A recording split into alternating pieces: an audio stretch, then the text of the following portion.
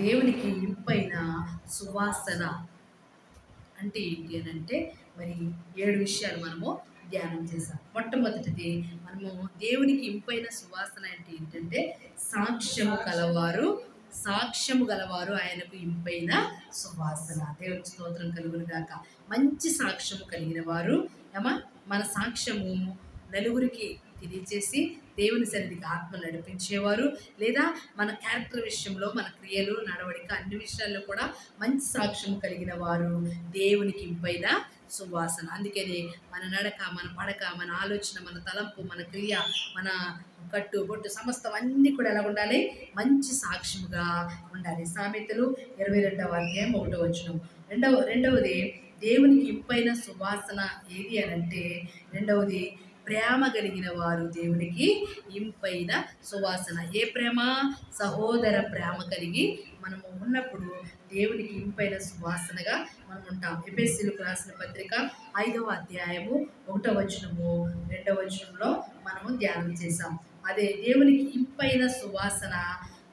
మూడవది ఎవరు అని అంటే ప్రార్థనా పరులు. దేవునికి స్తోత్రం, హల్లెలూయా. ప్రార్థనా పరులు మూడవది దేవునికి ఇంపైన సువాసన. ప్రకటన గ్రంథం 5వ అధ్యాయము 8వ వచనం. ఎవరంటమ్మా? ప్రార్థన చేసే ప్రార్థనా పరులు దేవునికి ఇంపైన సువాసన అంట. ఏ ప్రార్థన చేయాలి? కుటుంబ ప్రార్థన పెడితే కుటుంబ ప్రార్థనలకు రావాలి, గృహకూడికలకు రావాలి, కుటుంబ ప్రార్థన చేసుకోవాలి, వ్యక్తిగత ప్రార్థన చేసుకోవాలి, ఉపవాస ప్రార్థన చేసుకోవాలి, సంఘ ప్రార్థనలో పాలు పొందాలి, స్త్రీల కూడికలో పాలు పొంది ప్రతి వారి క్షేమం కొరకు ప్రార్థన చేయాలి. అటువంటి ప్రార్థనా పరులు దేవునికి ఇంపైన సువాసన. నాలుగవది దేవుని గూర్చిన జ్ఞానమును ప్రజలకు ఏం చేయాలి? వివరించాలి. ఆయన జ్ఞానము చాలా శ్రేష్టమైంది, ఆయన జ్ఞానం చాలా విలువైంది. కొరింథీయులకు రాసినటువంటి 2వ పత్రిక 2వ అధ్యాయము 14 నుంచి 17 వచనాలను మనము ధ్యానం చేసాం. ఐదవది దేవునికి ఇంపైన సువాసన ఎవరు అంటే, ఐదవ వారు ఆత్మీయమైనటువంటి ఆరాధన చేసేవారు. ఎవరు చేశారు ఆరాధన? పాపాత్మురాలైనటువంటి స్త్రీ ఏం చేసిందండి? కన్నీటితో ఆయన పాదాలను కడిగింది. విలువైనటువంటి అత్తరు తీసుకుని వచ్చి ఆయన పాదాలను కడిగింది. తర్వాత పూసింది ఆయన పాదాలకు. తర్వాత తన కురులతో, తన తల వెంట్రుకలతో ఆయన పాదాలను తుడుస్తూ ఆయన క్షమించే వరకు కూడా ఆయన్ని ఆరాధిస్తూనే ఉంది, ఆయన స్తుతిస్తూనే ఉంది, ఆయన సేవిస్తూనే ఉంది, ఆయన ప్రేమిస్తూనే ఉంది, ఆయన నామాన్ని కనపరుస్తూనే ఉంది. ప్రభువు మనల్ని స్తుతించి ప్రభు మనల్ని ఆరాధన అందుకుని, మన యొక్క స్థుతిని అందుకుని మన స్థితిగతులు మార్చాలంటే ప్రభుని ఆరాధించాలి. పౌలు శీలలు కూడా చెరసాల్లో ఉండి ప్రభుని ఆరాధించినప్పుడు వారికి ఉన్నటువంటి భయంకరమైనటువంటి క్లిష్ట పరిస్థితి నుంచి విడిపించబడ్డారు. అటువంటి ఆరాధన ఆత్మతో సత్యముతో ప్రభుని ఆరాధించాలి, ప్రభుని సేవించాలి. దేవుని సన్నిధిలో ఆరాధన జరుగుతూ ఉందనంటే మనం ఆత్మతో సత్యముతో మన పూర్ణమైన హృదయముతో పూర్ణమైన ఆత్మతో ప్రభుని స్తుతించి ఆరాధించి సేవించినప్పుడు స్థితిగతులన్నీ కూడా ప్రభు మార్చివేస్తారు. పాపాత్మురాలైనటువంటి స్త్రీ తన యొక్క విలువైనటువంటి అత్తరుని తీసుకుని వచ్చి ఆయన పాదాలకు పూసినప్పుడు, కన్నీటితో ఆయన పాదాలను కడిగినప్పుడు, తల వెంట్రుకలతో ఆయన పాదాలను తుడిచి ఆయన క్షమించే వరకు కూడా ఆయన పాదాలని ముద్దు పెడుతూ ఉన్నప్పుడు ప్రభు ఆమె పాపపు స్థితి నుంచి ఆమెను విడిపించాడు. ఆమె ఒక గొప్ప సాక్షిగా మారిపోయింది. దేవునికి స్తోత్రం, హల్లెలూయా. ఆరవదిగా దేవునికి ఇంపైన సువాసన ఎవరు అని అంటే దేవునికి ఇచ్చేవారు. ఫిలిప్పీయులకు రాసిన పత్రిక 4వ అధ్యాయము 2వ వచనము 18వ వచనంలో మనం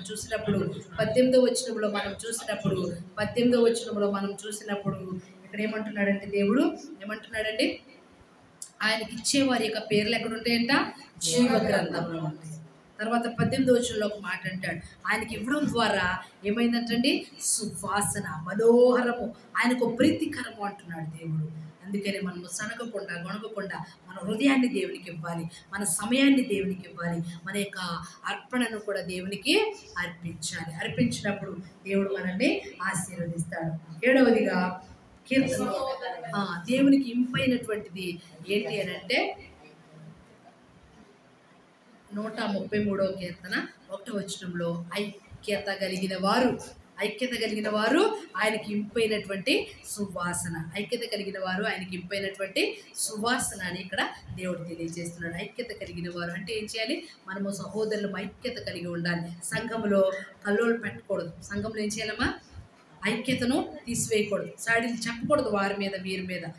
సంఘంలో నమ్మకంగా ఉండాలి. కుటుంబంలో నమ్మకంగా ఉండాలి. ఇరుగు పొరుగులో నమ్మకంగా ఉండాలి. బంధువుల పట్ల నమ్మకంగా ఉండాలి. అలా ఉన్నప్పుడు ఏం జరుగుతుందంటే అండి, ఐక్యత విస్తరిస్తూ ఉంటుంది. సమాధాన పరుచువారు ధన్యులు, వారు దేవుని కుమారులు అనబడుదురు అంటాడు. ధన్యతలో ఒక ధన్యత. కాబట్టి మనం ఏం చేయాలి? సమాధాన పరుస్తూ ఐక్యంగా ఉంచాలి సంఘాన్ని. ఏం చేయాలండి? ఐక్యంగా ఉంచాలి. చీల్చేయకూడదు సంఘాన్ని. కుటుంబాన్ని చీల్చేస్తున్నారు ఈ రోజుల్లో. సంఘాన్ని చీల్చేస్తూ ఉన్నారు. బంధువులు చీల్చేస్తూ ఉన్నారు. ఇరుగు పొరుగు వారిని చీల్చేస్తూ ఉన్నారు. ఇది కాదు ప్రభువు కోరేది. ఐక్యత కలిగిన వారు దేవునికి ఇంపైనటువంటి సువాసన అంటున్నాడు. ఎలాంటి వారమ్మా? ఐక్యత కలిగిన వారు దేవునికి ఇంపైనటువంటి సువాసన అంట. కాబట్టి ఏం చేయాలి? మనము సంఘాన్ని ఐక్యంగా ఉంచాలి. సంఘాన్ని ఐక్యంగా ఉంచాలి. నీ హృదయం ఒకలా ఉంటుంది, పక్క వ్యక్తి హృదయం ఒకలా ఉంటుంది. నా హృదయం ఒకలా ఉంటుంది, మీ హృదయం ఒకలా ఉంటుంది. మీకు ఒకలాగా అర్థమవుతుంది, పక్క వ్యక్తికి ఒకలాగా అర్థమవుతుంది. నీకు అర్థమైనట్టు వేరే వ్యక్తి యొక్క హృదయాన్ని మార్చేయకూడదు. అర్థమైందండి? ఒకవేళ నీకు చెడుగా అర్థమవుతుంది, అది ఆ చెడు తీసుకెళ్ళి పక్క వ్యక్తికి చెడుగా చెప్పేసి ఏం చేస్తాము? వారి హృదయాన్ని కూడా కలవరపరిచేస్తాం. కలవరపరచడం వల్ల ఏమవుతుంది? సంఘములో ఐక్యతను కోల్పోతాం. సంఘంలో ఏమవుతామా? ఐక్యతను కోల్పోతాం. అందుకనే దేవునిలో ఐక్యతను కోల్పోకూడదు, సంఘంలో ఐక్యతను కోల్పోకూడదు, కుటుంబంలో ఐక్యతను కోల్పోకూడదు, బంధువుల్లో ఐక్యతను కోల్పోకూడదు, ఇరుగు పొరుగులో ఐక్యతను కోల్పోకూడదు. దేవుని సన్నిధిలో ముఖ్యంగా ఐక్యత కలిగి మనం ముందుకు వెళ్ళినప్పుడు ఇక్కడేమంటాడు? 133వ కీర్తనలో మొదటి నుంచి చివరి వరకు చదివితే మంచి మాటలు ప్రభువారు అక్కడ తెలియజేసి, సహోదరులు ఐక్యత కలిగి నివసించుట ఎంత మేలు, ఎంత మనోహరం అంటున్నాడు. అది ఆయనకు ఇంపైనటువంటి సువాసన అంట. ఆయనకు ఇంపైనటువంటి సువాసన. ఏదో చిన్న విషయాన్ని హృదయంలో పెట్టేసుకుని సంఘంలో కల్లోలు పుట్టించేసి, అల్లర్లు పుట్టించేసి, సృష్టించేసి ఇష్టానుసారంగా సేవకుల మీద, సంఘం మీద, లేదా ఇరుగు పొరుగు వారి మీద, తోటి సహోదరుల మీద ఇష్టం వచ్చినట్టు మనం మాట్లాడితే ఏమవుతుందో తెలుసండి? అక్కడ ఐక్యత అనేది లేకుండా పోతుంది. ఇక్కడ ఏమంటున్నాడంటే ఐక్యత కలిగి ఉండుట ఎంత మేలు, ఎంత మనోహరం అంటున్నాడు. కాబట్టి చాలా జాగ్రత్తగా దేవుని సన్నిధిలో మనం ముందుకు వెళ్ళినప్పుడు ప్రభు మనల్ని ఆశీర్వదిస్తాడు.